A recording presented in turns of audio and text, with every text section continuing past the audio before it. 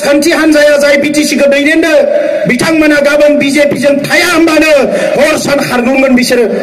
नाथाय रन्जन दैमारिनि जे केस फेरेंगानावबो बे केसा दङ। एनजिपिफोरखौ जेलाव सोनानै दोनहादों सान्थि नामा? प्रमद बर'आ एक नाम्बार थगायसुला दै। इसोरनि आन्दलनाव लेरलामा जोबथैनो बहाबा राजा लामायाव पिकनिक जानाय बायदि माइ गायहैलायदों हालेवहैलायदों बेफोरबायदि संग्रामखौ बिथांमोना खालामदों। जोंखौ नासयनायखायनोथ' जों आलादा हादरसे थांखि लानायनि सम फैबाय। थांखि लानायनि सम फैबाय। जाय दैदेनगिरिफ्रा दिनै एमएलए जाना दङ, एमपि जाना दङ, साथाम बर'नि मन्त्रि दङ। बे मन्त्रि थासेयाव बोरै मोनद' हारिनि बिला पार्लियामेन्टआव फैनो हाखो? बोरै फैनो हाखो? दिनै बे मोनद' हारिनि बिलखौ सानसेयावनो हमथानो हायो। बड'लेण्डनि थांखिखौ सानसेयावनो जाहोनो हायो। मोनसेल' डिसिसन नांगौ। बे राजखान्थि हान्जाया जाय बिटिसिखौ दैदेनदों बिथांमोना गाबोन बिजेपिजों थाया होनबानो हर सान खारगौमोन बिसोरो। हर सान खारगौमोन। जोङो जोबोद दुखु मोनदों। आङो गिबि खेबनि थाखाय भिडिअ रेकर्डिं खालामनानै रायजोफोरनो फोरमायदों दुखु थाखाय संग्राम खालामबोदोंना सैथाननि सिगाङाव थाया होननानै। दा बिसोरो बेबायदि सानबाय एफा नाम जोंनियावसो गाज्रि मोननो सोलोंबाय। बिसोरो सारा भारताव बुंनो थाङोबा भुटानाव बुंनो थाङोबा माने पृथिबियावनो होनजायो जायफोर जोंखौ सिनायो बयबो हाग्रामा सारनि बे हाग्रामा महिलारिनि नेतृत्वनि खामानि मावनायखौ मोजां मोनदों, सोमोनांदों। एफा खम समनि गेजेराव जौगाखांबाय, इउनिभारसिटि फैबाय, नै माबा मेडिकेल कलेज, नै माबा नार्सिं हमनो, नै माबा CIT नो, नै माबा सेक्रेटारियेटनो, नै माबा कालचारेल कमप्लेक्सनो, नै माबा ग्रिन फिल्डनो रायजो राजानि हा हुखौ माने डेभेलप खालामबाय। बे डेभेलप जानायखायनोसो दिनै जोंनि हा हुनि दामा बारायबाय। दिनै देबरगाव ओनसोलनि, क'क्राझार ओनसोलनि खाथि खालानि बा ओरै चिरांनि, बाक्सानि, उदालगुरिनि हाफोरनि दामा बारायनायखाय जायफ्रा हा बुरजा बिथांमोना खावसे हाखौ फाननानै खायसे खायसे बिदिनो न' बां लुबाय। बिसोरथ' बिदिनो लुगासिनो दङ। मेडिकेल कलेजा जेराव जादों। दा बेखौनो डेभेलपमेन्टआ बेजों फैयो। सोरबा हटेल बानायदों, खामानियाव फैदों, बिजनेस खालामदों। मावनो हाग्राफ्रा मावनानै मैगं थाइगं फानदों, मावनो समाय गैयैफ्रा बायनानै जादों। बेबायदिसो जौगाखांनाया माजों फैयो? दा बेवहाय जोंनि गेजेराव मेगन सानाया फैबाय। सोलो खालामनानै एनडिएफबिजों सुक्ति खालामनांगौमोन। जोंबो बयबो लुबैदों एनडिएफबो सुक्ति खालामनांसिगौ। खारन जोंथ' आलाय सिलाय खालामनो हाया। जों बे हारिनि थाखाय संग्राम खालामदोंब्ला, बे जाथिखौ फोथांनो थाखायनो जुदि बिटिसिखौ सोरजिदोंबा बेखौ समायना रमायनायै दाफुंनांगौ दायित्वआबो जोंनिनो। हाग्रामा महिलारि बिथाङा बिदिनो सुक्तिखौ खालामदों। आरो খালি অকল বড় নহয়, এই অঞ্চলত যিমান জাতি জনগোষ্ঠী আছে তেওঁলোককো সুৰক্ষা দিয়াটো আমাৰ দায়িত্ব। হাগ্ৰামা মহিলাৰে সেইটো পালন কৰিছে। কাৰণ আমি বড় হিচাপে সংগ্ৰাম কৰিছো, বড় হিচাপে আমি সংগ্ৰাম কৰিছো, যেহেতু আমাৰ অধিকাৰ আছে। কিন্তু আমি কেতিয়াও কোৱা নাই যে এই অঞ্চলত বাস কৰা সাঁওতালেই হওক, নেপালীয়েই হওক, কোনোবা মুছলিমেই হওক, পাৰই হওক, ৰাভাই হওক ইয়াত থাকিব নোৱাৰে বুলি আমি কোৱা নাই। হাগ্ৰামা মহিলাৰীয়ে সদায় কৈ আছে 2003লৈ যিসকল এই বিটিচি অঞ্চলত আছে তেওঁলোকে বিটিচিৰে মানুহ, তেওঁলোক মাটি পাট্টা পাবই লাগিব। মনোজাইলাই সেইটোৱে কৈছে। এইটো আইন, আমি কোৱা কথা নহয়। বিটিচি একতৰ কথা আইনৰ কথাই কৈ আছে আৰু পাবই। আজি हाग्रामा महिलारिखौ मेगन सानानै दिनै प्रमद बर'आ एनडिएफबिजों जानो गोनां सुक्तिखौ 2020आव इलेक्सन फैबाय नालाय बिनि सिगां बारस'नानै एखेबारे जोंनि बे सान्थिखौ भंग खालामनो थाखाय बियो बारस'नानै एकर्ड खालामबाय बिटिआरनो। बिटिआराव मोनबो आयेन गैया। बिटिआराव आयेन गैया। बिटिआरा फानगासिनोसो दङ, पावारफोरखौ हरफिनगासिनो दङ। दिनै जेबो गैया। साख्रि होग्रा CSBखौबो बिसोर सिफायबाय। हाग्रामा महिलारि बिथाङा गावजों थाफानाय जेसेबां संग्रामनि लोगोफोर दङ, बे मनज सारमोनहाथ' खम गिदिर गिदिर केस दंमोन, नाथाय रावबो जेलाव थानाङाखै। रावबो जेलाव थानाङाखै। आयेननि गेजेरजों बिबान लानानै सासेबो बिएलसिडि सेंग्राफ्रा बा एबसुनिबो दंमोन केस गोनां बै समाव बिथांमोननि केसखौ उइड्र खालामजोबनो हादों देरसिन बाथ्रा बेबो मोनसे दिनै जेसेबां खमथा फैदों बे खमथाफोरखौ लानानै जोंनि गेजेराव मावफुंनो हादों फरेस्टआव थानो मोना होनदों बे थागिबि फिसाफ्राथ' थानो हायो अधिकार दङ नाथाय माखासे हानि फरेस्टनोबो माखासे हा बेखौ फरेस्ट हिसाबै लाखिनाय आरो जेराव मानसि थानो हानाय बेखौ मानसिफ्रा थानो हानाय बे आयेना दङ 2006 सननि माने फरेस्ट एक्ट मथे बेहाय मोनथाय दङ दा मोननांगोन आरो बेखौ होहोनो थाखायनो हाग्रामा महिलारि बिथाङा सिगांनिफ्रायनो बुंबाय थादों दा ओंखायनो दिनै जोंनि गेजेराव जोंनो अरलाय होनानै बे ओनसोलनि सान्थिखौ सिफायनो थाखाय जोंनि आइ आफानि मोनथायखौ भंग खालामनो थाखाय दिनै प्रमद बर'आ फैदों प्रमद बर'आ एक नाम्बार थगायसुला दै थगायनायनि बादै जेबो गैया गोदै बुङो बिराद सान्थि बले सान्थि जाथारबायनो एनजिपिफोरखौ जेलाव सोनानै दोननो हादों सान्थि नामा फेरेंगा लाजियाखै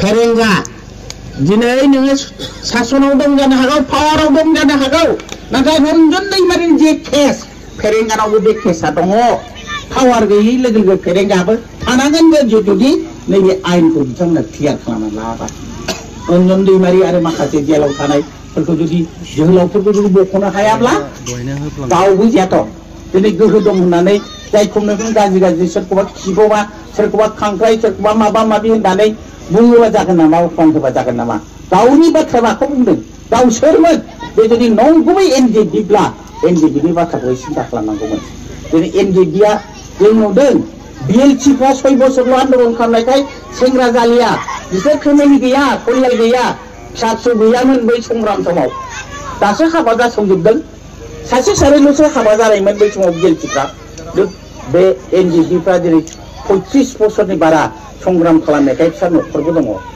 बिसोरनि फिसा फिसौनि आलाय सिलाय रान्दि बिमाफोरनि गाबनाय बेसेबां दुखु दाहा जों ससियेल मिडियायाव नुयोबा दुखु फैयो नोंथांमोनाथ' हाग्रा गेजेराव थानाय नोंथांमोननि खाथियावथ' बिथांमोनानो आश्रय लायोमोन बेखायनो आं बे खोथाखौ रायखांदों दा प्रमद बर'आ फायखारिबो दे हाग्रामा महिलारिया मा होनना बुङामोन बे हारि होननानै जाथिखौ फानदों बियो बिटिसिखौ फानदों बियो आरो बे एक नम्बर थगायसुला ओरैबायदि थगायोबाबो साख्रिखौ लायनो बिना फैसा होदों आरो बिना फैसा थाखा गरसे जायाबाला होनबाय थायो थाखा जायाखैबा थाखा जानाय बाथ्रा मानो फैयो अथच जों सानफ्रामबो नुदों जे बै समाव हाग्रामा महिलारि लाबोनाय न'फोरखौ करापसन खालामदों सानफ्रामबो ससियेल मिडियायाव नुगासिनो दङ दा बिथांमोनहा नैबे भट समावबो फैनो हागौ निर्वाचনের সময়ে সবাই আসবে বাংলাতে বেশি ভালো বোঝে না হ্যাঁ ভোটের সময় সবাই আসবে আমাদের ভোট আসতেছে ভোটের সময় সবাই আসবেই আপনারাও শুনবেন লাভাবো ফর্ম গাंसे 10 টাকা 20 টাকা লাभाबो मोनसे सेल्फ ग्रुपआवनो जुदि 15 जन थायोब्ला 10 टाका लायोबाबो बेसेबां सिखारो हा 50 टाका बा होमबा बेसेबां कोटि टाका लायो बिसोरलाय मानो थगायदों जोंथ' माबाया आरो खायसे होनो माने टेक्काराव थायाबालायनो माने माबा अरुणोदयबो दंनो सोरबा मोननायफोर दं नामा अरुणोदय पावा আছে नाকি हात दानकजन मोनाखैना मोनथ'नायबो नङा कारन बे एसे उसुबिदा दंथ' बे फरेस्ट एलेखा जाबाय नालाय ओंखायनो दा बेफोरखायनो क्लियार जानांगौ दा बेहाय जोङो नाथाय बुजिनांगोन भट আমরা দিব কাকে দিব আর কেন দিব কাকে দিব আমি তাই नंखाय खोथा होननानै बुरखायफैगोन नाथाय गोसोआव ला जोंनो दिनै 500 1000 फैसा होनो हागौ सानसेनिल' बिनि थाखाय जोङो जुदि बिनि खोथायाव बावगोमालाङोबा जों बोसोरबा जों भुगिनांगोन दिनै जोङो एमपिआव नब सरनिया बर'नो देरहा होनानै 10 बोसोर भुगिदों सेन्ट्रेलनिफ्राय जे मोनथाय दंमोन जों मोनाखै जों जोंनि अधिकारखौ सार्टिफिकेटखौ थगायनानै बे 10 बोसोर एमपि जादों होनबा दिनै जों सांग्रां जानांगोन नोंथांमोना खौसे थानांगोन नोंथांमोना गोबां समस्या दङ मन'कुमार ब्रह्म बिथाङा बुंबाय आंबो फैनानै फिल खालामनांखाय दय माखासे आइजो बिथांमोनजों आं रायलायदों आं दुखु मोनदों बे गथ'फ्रा स्कुलाव थांना थाङा स्कुलानो गैया जों साननो हायो जे नोंथांमोननि जोनोम होनाय बे गथ'साफोरनि गेजेराव सोरबा सासे हाग्रामा महिलारि गैया होननानै सोर सानो हानो सोरबा सासे प्रकाश बसुमतारी गैया होननानै भबिष्यतआव बिसोरबो जाहैगोन ना होमबा बिथांमोनहा दिनैनिफ्रायनो फरायनो मोनाब्ला मा जाहैगोन फरायनायाथ' गोनांथार दा स्कुलानो गैया प्राइभेट स्कुलाव फोरोंनो जोंहा मा दं मावनानै जानो हानायथ' आंथ' नुवाखै दा बेबायदि हिसाबै नोंथांमोना खौसे थानांगोन जों न' बां गारनानै बाय बाहागि गारनानै जों हाग्रा ओनसोलाव रायजो जानानै फैदोंब्ला बे ओनसोलखौ समायना खालामनाया मैखोमै खालामनांगौआ आरो बे ओनसोलखौ जौगाखांहोनांगौआ रावनावबो गैया दे नोंथांमोननि आखायावसो नोंथांमोनहा गोरोन्थि मावोब्लानो मोनसेबो खामानिया जाफुंनाय नङा गोरोन्थिया मा जागोन नोंथांमोनहा जुदि गाव माने थार समाव नंगौ समाव बिजिरनानै नंगौ मानसिनो भट होनानै देरहाहराब्ला सरकारनि खाथियाव सरकारनि आसनिखौ सोर लाबोगोन ओंखायनो सांग्रां जा जों भटखौ सानसेल' होयो सानसेनि थाखाय भट बिनो फैग्राफ्रा 100 थाखा 500 थाखा होयो नाथाय जाय देरहालांगोन बे बोसोरबा सासन खालामो बोसोरबा ओंखायनो सानसेनि 1000-2000 थाखाखौ लब जानो नाङा आइफोराबो लब दाजा जोंनि खाफाला बोसोरबानि थाखाय गांसे भट होना जों बोसोरबानि थाखाय আমি কি বলছি বুঝছে বোধহয় না বড় ভাষাটা খানেক বুঝেন তো ভোটের সময় সবাই আসবে পয়সা দিবে পয়সা কবে দিবে একদিনে দিবে একবার দিবে কত দিবে আপনারা তো পয়সা তো অত বড় পয়সা পাই না 1000 দিবে 500 টাকা দিবে আমি ভাবছি 500 টাকা পাইছি আমি খুব পাইলাম কিন্তু কি হবে 500 টাকা একদিনে খায়া শেষ হবে আমার ভাগ্য 5 বছর জন্য আমি খায়া নিব কারণ আমি যাকে একদিনে ভোট দিব একবার উনি কিন্তু 5 বছর শাসন করবে 5 বছরের কি হবে আমার এই যে আমার এমপি নবসরণিয়া ও বড়কে আমি ভোট দিছিলাম না দুইবার এমপিতে আমার কি হলো আমি তো কোনোদিন দেখি নাই কোনোদিন তো আমার কাছে আসে নাই এমপির দ্বারা যে কিছু হয় এই জঙ্গলে থাকা লোকদের যে এই সোলার ওখানে তো কারেন্ট হবে না খাওয়া জল এই সব হয় ওইটা কি আমি পাই নাই না খাইছেন কি খাওয়া নাই তো তাহলে আমরা একমত হইতে লাগবে এই অঞ্চলের ডেভেলপ করাটা আপনার হাতে কিন্তু আমার আগে 5 বছরের পরে বা পরে আমার আগে ভোট না দিয়া যদি আপনারা আমি কিছুই পাই না বললে হবে না আপনারা পাইতেই হবে